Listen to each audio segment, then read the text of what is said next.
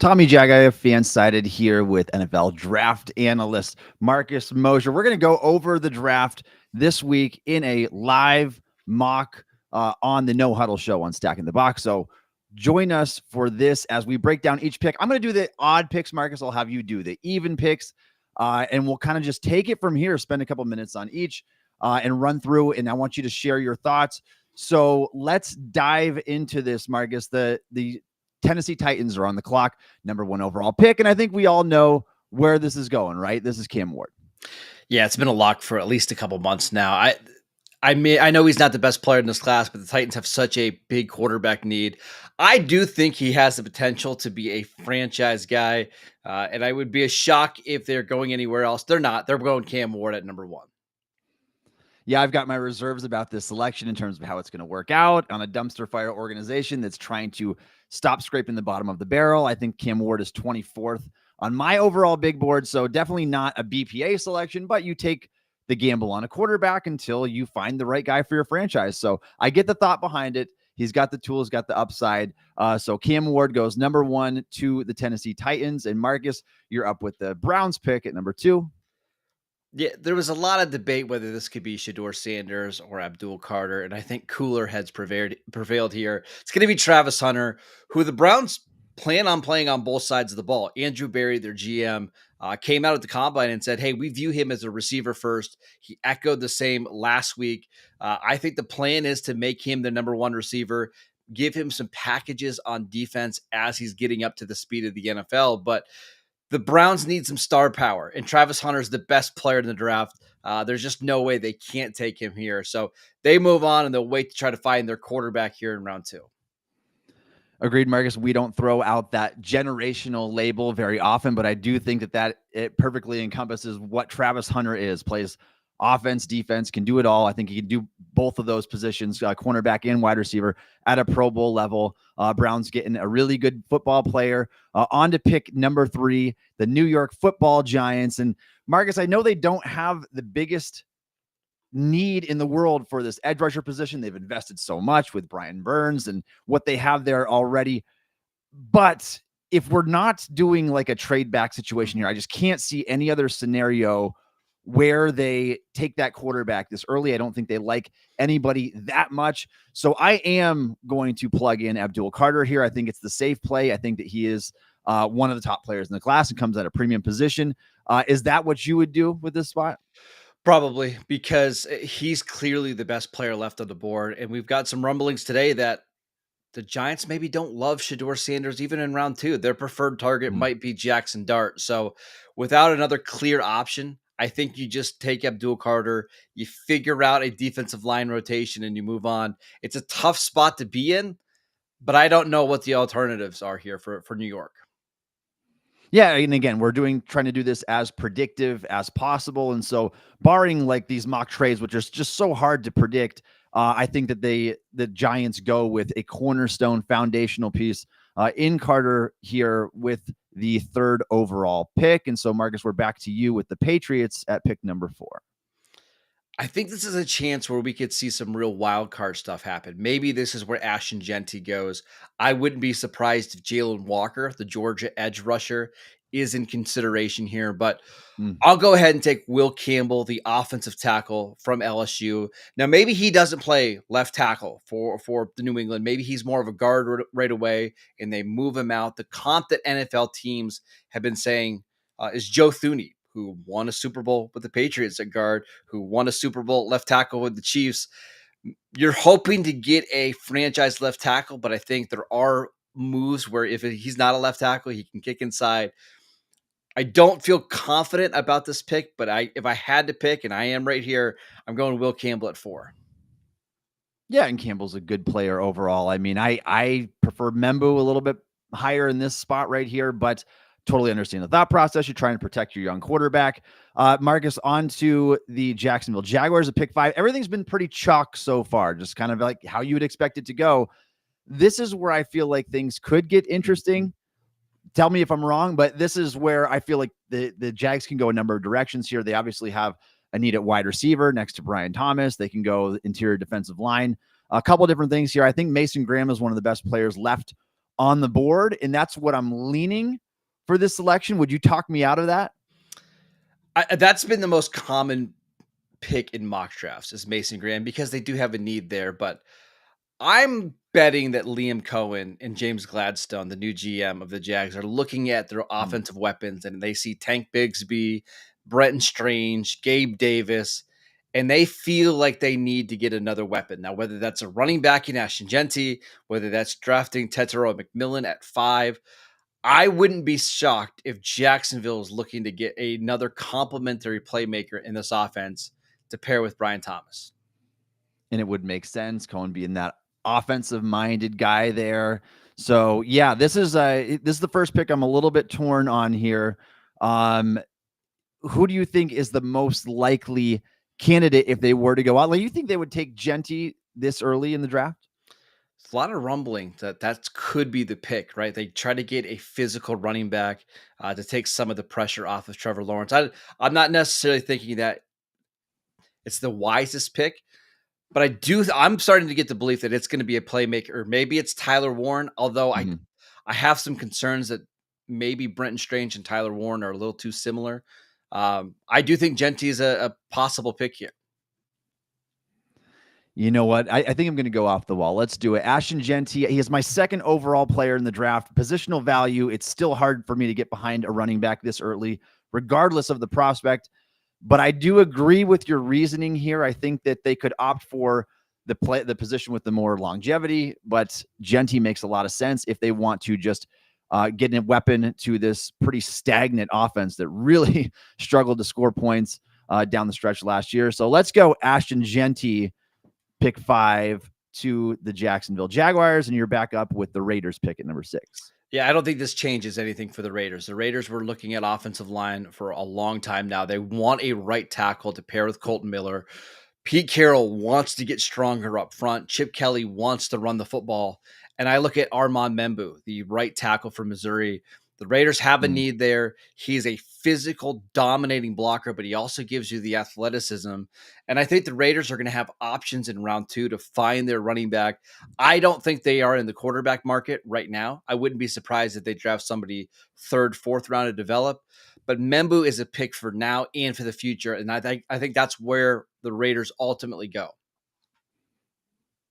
All right, let's lock Membu in there. And you took my pick. That's what I was going to do for the Jets. I mean, that just made so much sense for them, I think, as well. You can kind of put them in there behind what they've got right now. Now I'm looking at New York, Marcus, and I see needs a wide receiver. You lost Devontae Adams. You've got Garrett Wilson there. Is he going to stick around long term? Like, what else are they going to do here if not that? And Mason Graham, like, is that too similar to Quinnen Williams on defense? You can't never have too many good football players. But I'm looking at I'm looking at Mason Graham. Is there a name that stands out to you? Not because now both of the tackles are gone as well. Yeah, I mean, I think obviously an offensive playmaker would make sense because they really only have Garrett Wilson, and that's where Tyler Warren becomes really appealing. But no, I think if Mason Graham is there at 7, and you pair him with Quinnen Williams, they have a defensive-minded head coach in Aaron Glenn who clearly wants to get bigger and tougher on defense. I think Graham or Tyler Warren are both great options. So I'm curious to see what you do here at number 7. Yeah, I think I am going to go with Mason Graham with this pick. Aaron Glenn coming over, wanting to run his defense his way, and he wants to get tough. And so you have a great defensive tackle pairing now. I'm going to put Mason Graham here to the New York Jets at pick number 7. And you're on the clock with the Panthers. Panthers are number 8. I have a feeling I know where you're going with this pick, but I want to see what. Yeah, it's Jalen Walker. I think Jalen Walker has a chance to be the 4th pick in this draft, all the way to New England at that spot. I think the Raiders will consider him at 6. He is somebody that is absolutely loved by the NFL, and I think his floor here is at 8 overall. The Carolina Panthers had one of the worst pass rush units in the entire NFL last year. They traded away Brian Burns. They just got nothing from that position. Walker comes in as a starting day 1 edge rusher for them and gives them some juice, which they desperately need. Yeah, this pick is so rich for me. I know that we've talked about Jalen Walker before. I think everybody's trying to find the next Micah Parsons, and I just don't know how he profiles there. I think that he has so much developing to do in terms of pass rush moves. He's obviously a little bit undersized for the position at 6'1" and change. And so I worry about that pick in particular to a team that really needs to do better. I mean, they've got to really step up their game in terms of finding talent on the roster. I'm not a big fan, but I wouldn't be surprised if that's the pick. That's what we've been hearing. So we are to the Saints, and now things are about to get really interesting because obviously New Orleans has a big need for quarterback. They've got an aging Derek Carr there with a shoulder injury that could linger 6 months.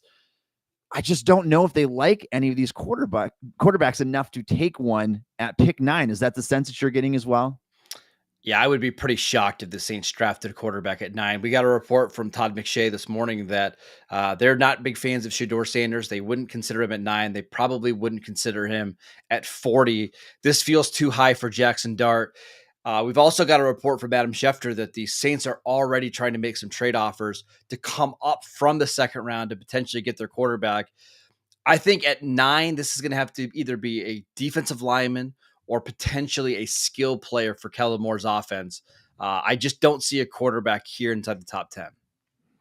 Yeah, and I think that they could go that route for sure. You look at a guy like Walter Nolan. I think that might be a little bit early. I like Nolan a lot. I think he's a really good football player. But, man, you look at the weapons that the Saints have or lack thereof right now, and I don't know how much they like this wide receiver class, but just considering Chris Olave's concussion history and what they're missing there, like I would really like to slot like a Tet McMillan in at this pick right here. And so I think that he probably ends up slipping past them, but with how everything is unfolded so far, like Mason Graham is off the board, Ashton Genty's off the board. I think they would be tempted by both of those guys. I think I'm going to have him go Tet McMillan at pick 9. And it makes sense. They've got some smaller receivers in Chris Olave and Rashid Shaheed. They could use some size on the outside. I think this is kind of the range 8, 9, 10, 11, 12 is where I think McMillan's ultimately going to land. So not a surprise at all. The Bears on the clock at pick 10, and this one's easy. They obviously want another playmaker to add to their offense, and I think Tyler Warren is a perfect fit in Ben Johnson's offense. I think Tyler Warren at pick 10 is a steal, and that's where I've got the Bears going here. Yeah, I think people are making too much out of the fact that they've got a tight end under contract right now. You just get playmakers. That's what Ben Johnson's going to want to do. I agree with that selection. So let me go and mark that off as well. And now we are at pick 11 with the 49ers here. And this feels to me, I think I could go two ways, actually. I think they could go with an offensive lineman, or I think it's going to be a trench player is what I'm saying. I think Walter Nolan could be in play here. I think it could be Kelvin Banks. They were old on offense, and this team was like average age of like 29 last year. So I think that they could get younger there. Which direction would you lean for San Francisco here? So Robert Saleh is their new defensive coordinator, and he relies a lot on their pass rush to figure everything out on defense. They don't blitz very often, and I'm looking at that other edge spot opposite of Nick Bosa, and I think that's where they need to get bigger. Mykel Williams is somebody the NFL loves quite a bit. I think he's an option. I wouldn't be surprised if Shamar Stewart is in the conversation as well, but I think Mykel is where I would lean. Yeah, I think that makes sense. He fits. I mean, he just fits there. So let me, if I can find him here, I'm going to go ahead and slot Mykel, and I agree with that. So let's jump over to your team, the Dallas Cowboys, with pick number 12. Yeah, this is a tough spot because I think the Cowboys would have loved to have McMillan fall there. There are some defensive tackles available who could be options, but Cowboys need playmakers on offense. They desperately need speed. And I think there's a chance that Matthew Golden from Texas, would be the pick, even if Tetsuo McMillan were on the board. I don't think Matthew Golden lasts very long. I think we're going to get a run on these receivers. So Matthew Golden, who would fit as the Z receiver in Brian Schottenheimer's offense, if he's there and McMillan's off the board, I fully expect that to be the pick. Okay, let's slot in Matthew Golden there at pick 12 for the Cowboys. How would that make you feel, by the way? It's not my favorite pick, but in this draft, with the way that it fell, where Walker, McMillan, and Michael Williams are all off the board. That's probably the most reasonable selection. I don't see them going with another edge rusher or a defensive tackle or an offensive tackle. So I at least understand that selection. All right, we're on to pick 13, the Miami Dolphins. I can see this going three ways, I would say here: offensive line help, interior defensive line, or secondary help. Man, if I'm the Dolphins, I think you've got to shore up that offensive line. And that's where I would be leaning if I was them. I think they could use both guard and tackle. I think Calvin Banks fits both. I can't say that I know what type of interest the Dolphins have here. What do you think so do you think that's a pretty realistic selection? Yeah, because he's athletic. He can play multiple spots. It gives them an insurance policy if Patrick Paul doesn't work out at left tackle. They have the right tackle in Austin Jackson. So it gives them somebody they can slot in and then maybe move around a little bit. But also, don't rule out defensive tackle. The Dolphins have one of the worst defensive tackle rooms in all of the NFL, but I think they're going to want to get their offensive linemen early to kind of protect the rest of the investments they have on that side of the ball. I agree. I'm going to go Calvin Banks here, offensive tackle out of Texas, at pick 13 to the Dolphins. And so we're on the clock with the 14th pick in the Colts. And this has been, I mean, kind of a one-track mind this whole time with where Indy's going. But do you have a different thought as we approach this now? Yeah, I'm going Colston Loveland. They've been searching for a tight end for a while that can be dynamic, and I actually think Loveland fits really well into this offense. For me, he's one of the top 10 players in this class. He's pretty clean as a prospect. I mean, he's a fantastic route runner. He's a really good athlete. I think he fits a Shane Steichen offense well. Now, there are some injury concerns, and maybe that's why he falls a little bit on this board, but I think Colston Loveland to the Colts makes so much sense. All right, dial that in. Colston Loveland to the Colts. And I feel like it's going to be, if Warren and Loveland happen to be on the clock for their pick, do you think, which one do you think they prefer? I think Loveland's the better fit in the Steichen offense because he can get open so quickly. And so much of this offense is RPO stuff and quick hitters and throwing the ball at or near the line of scrimmage. I actually think Loveland's a little bit better of a fit. But I think both are such good prospects that if one is there and the other isn't, I don't think they're going to care all that much. All right, and I do want to point out, like, we're in the midst of the Shedeur Sanders slide right now, by the way. Like, he is falling down here and with no end in sight, maybe at pick 21 to the Steelers, unless a team is coming to trade up. So we'll get there in just a few minutes, but keep that in mind as well, because that's going to be interesting. If he makes it past the Saints, if the Saints don't like him, like we're hearing, that could start that slide right there. So we're on the clock with the Atlanta Falcons in pick 15. And this feels like an edge to me. I feel like they might like Mike Green more for his profile and what he offers as a true pass rusher more than a Shamar Stewart. Do you get the same sense from this team? Yeah, they need some juice. The Falcons have had the least amount of sacks over the last 5, 10, 15, and 20 years. Like, this is a team that has been desperate for edge rush help. They need somebody that can give them some explosiveness, some dynamic plays. And I think Mike Green here at 15, this is about the range that he should be drafted. I think it makes total sense. Yeah, he's a good player. Yeah. Let's go Mike Green there, Atlanta Falcons. And now you're on the clock with the Arizona Cardinals, selection number 16. Yeah, the Cardinals are a tough team to figure out because they have some clear needs on the offensive line. But I don't know if there's an offensive tackle there that they would feel good about. They did draft Paris Campbell a couple of years ago. They really need interior offensive line help. But I'm looking at the defensive line. That's a spot where I think they could try to go get bigger and more athletic. And that's where I'm taking Walter Nolan here at pick 16. The Cardinals have drafted a couple Ole Miss defensive tackles before. Hasn't worked out, but I think the Cardinals needing more explosive plays, take Walter Nolan, pair him with Darius Robinson, pair him with Josh Sweat, and now you finally have something in your front seven where you can go compete in the NFC West. Yeah, that wouldn't be surprising. I think that's a good fit there. And that brings us to the Bengals at pick 17. And Nolan would have been in contentions for this. I mean, this one pains me. As a Steelers fan, I think that it's going to be Derek Harmon here, especially if Walter Nolan is gone. They have such a glaring need at defensive tackle. Both of those guys, I think, are on value picks, at least right where you're getting them right here. I'm actually higher than the consensus on both of these defensive tackles. So I do think that this is going to end up being Derek Harmon, a guy that's like, man, we've heard that they've liked for quite some time now. This might be his floor right here if Walter Nolan is already off the board. So I'm going to dial in Derek Harmon at pick 17. Yeah, and the Bengals are looking for a front four player, whether that's an edge rusher, whether it's a defensive tackle. I think you can almost mark that in pen right now. It's just, do they take someone like Nolan who maybe has a higher ceiling than Derek Harmon, or do they take one of the edge rushers, not knowing Trey Hendrickson's situation? Do they look to grab a Mike Green if he's there? Do they try to draft a Shamar Stewart? They're one of the more key spots in this draft, and I think what they do at 17 could have a big ripple effect in the rest of the draft. But the Seattle Seahawks here at pick 18, another wild card. I think they could potentially pick an edge rusher to continue to rebuild that defensive line. But you look at their interior offensive line, and it's easily the worst in football right now. I'm not sure they have a starting guard on their roster.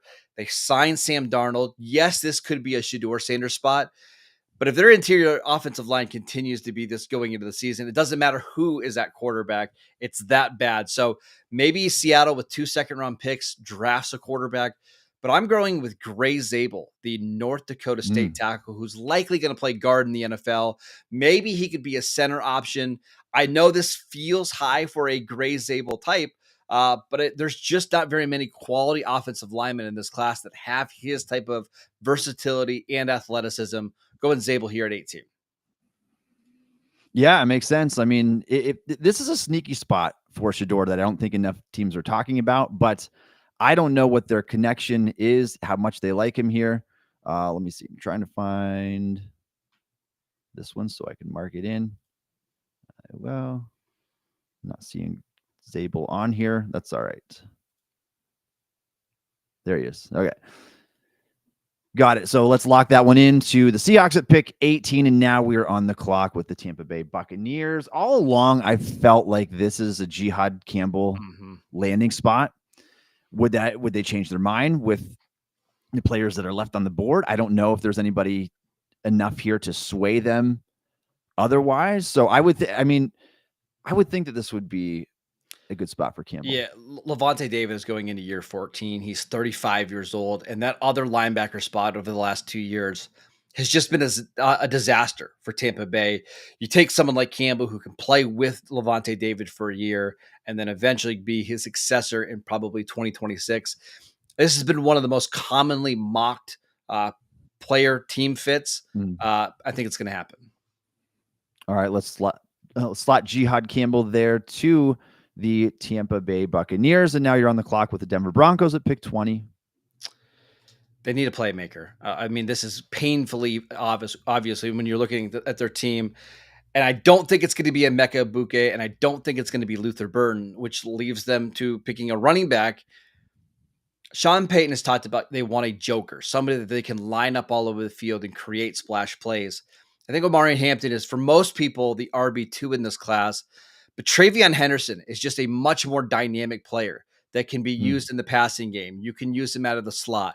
You can use him on screens. He's a fantastic pass blocker. And one of the things that Sean Payton loves are running backs who hold onto the football. One career fumble in 666 touches for Travion Henderson. He values ball security over everything else. I think Travion Henderson here at pick 20 is where Denver's ultimately going to go. All right, that's an interesting selection, and this is the very top of his range. When you say that's where the conversation starts for Henderson. Pick 20. I get it. I mean, I think that they're going to want an explosive player that can hit big home run plays, and Henderson certainly fits the bill. Pick 21, the Pittsburgh Steelers, and now we've got an interesting situation here because no Derek Harmon. Walter Nolan wasn't really on their radar. There are guys that they've met with, like Shamar Stewart, like Nick Emenwari. But with Shedeur Sanders sitting here at pick 21 and whispers that Mike Tomlin likes Shedeur, no Aaron Rodgers yet. Don't know if it's going to happen or not. And they can't put all of their eggs into that basket either. So I think that this would be awfully tempting. If they're not looking to trade back here Amari Hampton, another name that they are interested in. But I just think that the intrigue, the upside, they know they have to get this fixed. They've got the worst quarterback situation in the NFL on paper right now without Aaron Rodgers, just Mason Rudolph and Skylar Thompson. I think I'm going to slot Shedeur here to the Steelers at pick 21. Yeah, it'll be curious to see what Pittsburgh does, because after the season was over, Art Rooney was talking about how they've got to get bigger and better on the defensive line. And they haven't done that in free agency. And the expectation was the draft is where they were going to try to do that. Passing up someone like Kenneth Grant would be fascinating, although you're weighing positional value. That hasn't always been the case for Pittsburgh before. But Shedeur Sanders goes at 21 to the Steelers, which leaves one of the most obvious fits and picks in the draft at pick 22. The Los Angeles Chargers are selecting Kenneth Grant, defensive tackle from Michigan, who, by the way, Jim Harbaugh coached. The Chargers have a big need at nose tackle. They need to get stronger up front. I think this is about where Grant probably should go. You're drafting a highly athletic nose tackle to put on that defense with Jesse Minter. I think that's fantastic. Yeah, and even backing up to the Steelers for a second with Kenneth Grant, it makes so much sense on paper. This team allowed 299 rushing yards in the playoffs. They're missing that type of player. But the fact the Steelers met with 9 running backs for pre-draft visits, and they didn't take the time, one of those 30 visits, to meet with Kenneth Grant, I question the interest level that they might have there. I think they actually view Keanu Benton as a nose tackle, which is, I think, a little bit odd, at least, but makes so much sense for the Chargers to go that route as well. They need more playmakers on offense, though. I'm telling you, like, Kenneth Grant makes so much sense there, but they need so much offensive help. But think about the way that Jim Harbaugh likes to build his teams. They like to be big and physical up front, and they'll try to find their playmakers like they did last year. They took Joe Alt in round 1. They came back and grabbed Lad McConkey in round 2. Wouldn't be surprised they follow a similar path this year. And hey, if you go trenches every year, I mean, that's not a bad philosophy. Get the guys up front that you need. Everything else should fall into place after that. So we're on the clock with the Green Bay Packers here with the 23rd overall pick. And do they take the second coming of Rashawn Gary here in Shamar Stewart? Like, they have edge help. Is it too redundant to take a player that fits a very similar profile? And obviously there's questions about Stewart. He's a great athlete, had very poor production in college, but intriguing spot to land. Let me give you another option. What about Will Johnson? Jair Alexander, the Packers are working to trade him. They need cornerbacks. Is this a spot where Will Johnson's just too good of a value to pass up? Yeah, that might be the case as well. And I think that Johnson, we're getting to the point where even with his rough offseason, not running the 40, coming in with short arms, all that kind of stuff, we're still getting to the point where this is a really good value pick to get one of the best ball hawking corners that's come out in a while. And so, yeah, I think that would be a pretty good fit here with the Packers. So you've swayed me, Marcus. We're going to go with Will Johnson at pick 23 for the Packers instead. All right, so that means the Vikings are on the clock here at pick number 24. And I think this guy goes much higher once we get to the actual NFL draft. But Nick Imanwari, the safety from South Carolina, is a perfect Brian Flores defender. You think about some of the defensive backs that Flores had in New England, the guys that could do a little bit of everything, Patrick Chung, Devin McCourty. They like these big athletic guys that can move all around, that can cover tight ends, that can blitz, that can be the free safety. You've got Harrison Smith, who is probably in his last year. Josh Metellus is the other safety. I think Imanwari comes in right away as a box defender, as somebody who can blitz, that can be used as a chess piece. I think he goes a lot higher than 24, but that's where he falls in this mock.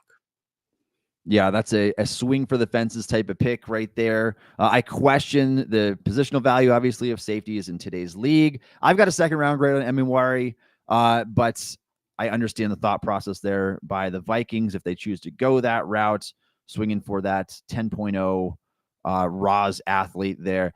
Let's go to the Houston Texans here with the 25th overall pick. And this feels like offensive line help to me. I mean, this line is just, they had a really bad year. I mean, offensively in general, everybody had a down year.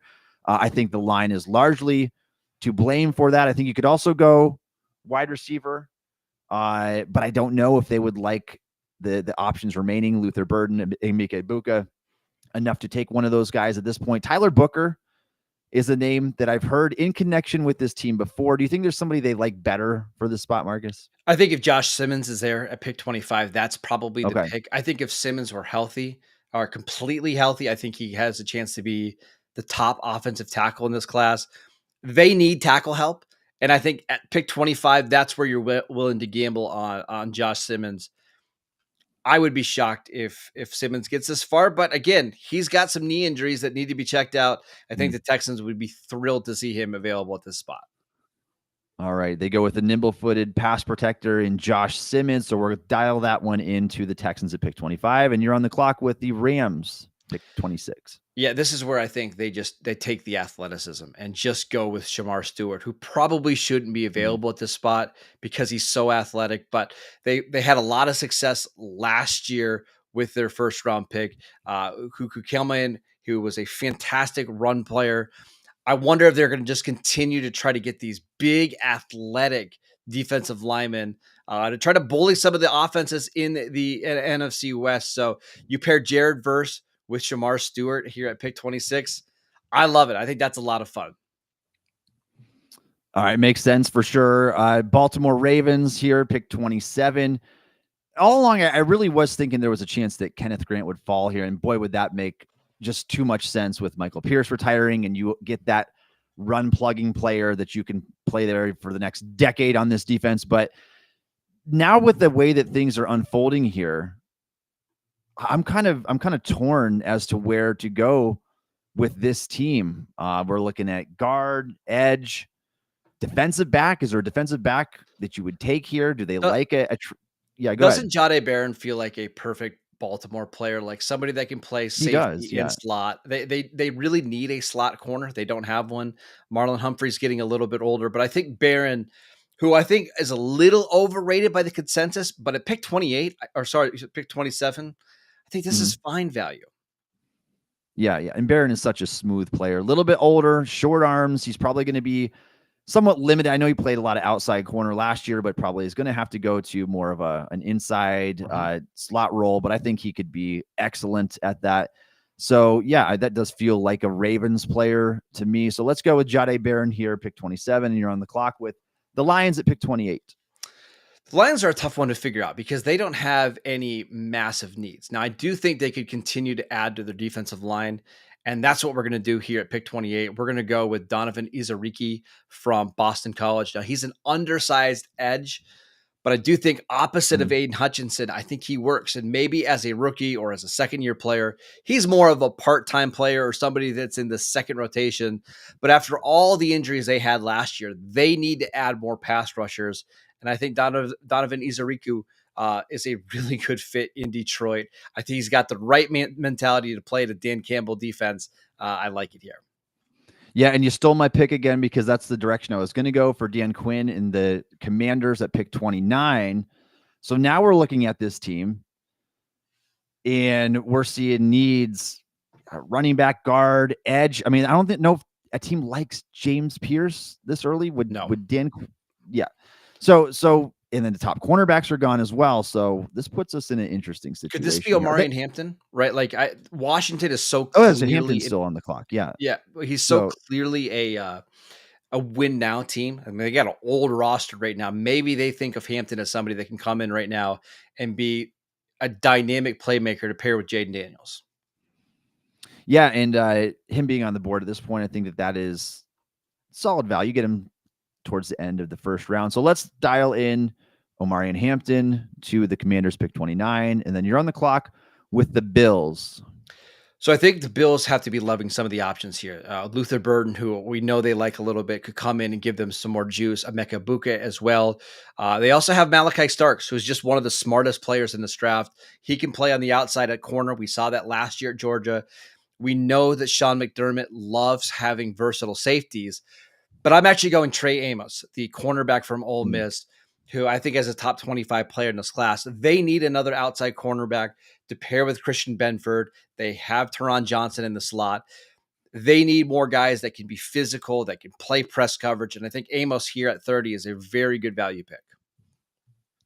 All right. Yeah, we've talked about that one before, and I think that makes a ton of sense for a team like the Bills that is desperate for secondary help. On to the Kansas City Chiefs at pick 31 here. I really would have liked Josh Simmons, but it's got to be an offensive line. It's got to be an offensive lineman, I would think, for this team here. They were just pulverized in the Super Bowl. Things went very poorly down the stretch. I think a guy that really fits their scheme well and with those wide splits would be another pass protector like Josh Connerly. So, and kind of grow and develop in that role there. Their experiments at tackle have gone very poorly over the past several years. You could go with a inside out versatile guy that you can plug in anywhere like Donovan Jackson, but I think that Connerly would make more sense here. You try to get that left tackle of the future. Yeah, the Chiefs do like to invest in their trenches, and I wouldn't even be surprised if it's a defensive lineman here, or maybe a pass rusher as they continue to add bodies. I think someone like Tyleik Williams is somebody that we need to consider here in the later parts of round one. But yeah, I think any of those guys, Tyler Booker, Josh Connerly, Donovan Jackson, all make sense. But I think Connerly, because of his ability to play left tackle, he's got really good feet, I think he makes total sense for the Chiefs at 31. Yeah, and I think a lot of teams have recency bias too. The last thing that's fresh in their mind is just how bad their offensive line looked down the stretch there, particularly in the Super Bowl. Josh Connerly makes sense, and you would not have to go and try to play a guard at tackle anymore. So let's go and slot him here to the Kansas City Chiefs. And final pick of the first round mock, and it is the Philadelphia Eagles. So go ahead. I'm worried that it's going to be my guy, Luther Burden, and that would make me so upset if they were able to put him right in the slot with A.J. Brown and with Devontae Smith on the outside, but that's not where I'm going. I'm looking at their safety room right now of Reed Blankenship and Sidney Brown. I think both of those guys are average starters. They moved on from Chauncey Gardner-Johnson this offseason. We know Howie Roseman's obsession with Georgia players. I think Malachi Starks here at pick 32 is a fantastic selection. He comes right in, day one starter. He's a leader. He's a playmaker.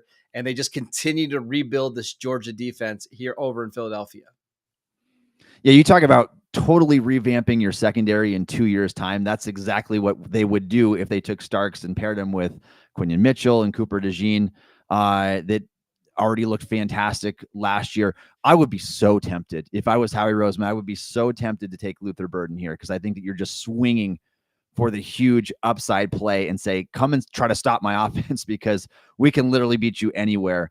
But I get the logic behind taking Malachi Starks there as well. So we will round out our first round mock draft with Malachi Starks going to the Philadelphia Eagles. So just to recap these selections real quick, Cam Ward, first pick to the Titans. Travis Hunter goes number 2 to the Browns. Abdul Carter to the New York Giants, number 3. The Patriots take Will Campbell, the offensive tackle from LSU. The Jaguars take Ashton Jeanty, Boise State running back. The Raiders take Armand Membu, tackle out of Missouri. The Jets take Mason Graham. The Panthers take Jalen Walker. Saints take Tet McMillan. We've got pick number 10, the Chicago Bears taking Tyler Warren, the tight end out of Penn State. Pick 11, Michael Williams. Matthew Golden, the Texas wide receiver, goes to the Cowboys. Kelvin Banks, Texas offensive tackle, goes to the Dolphins.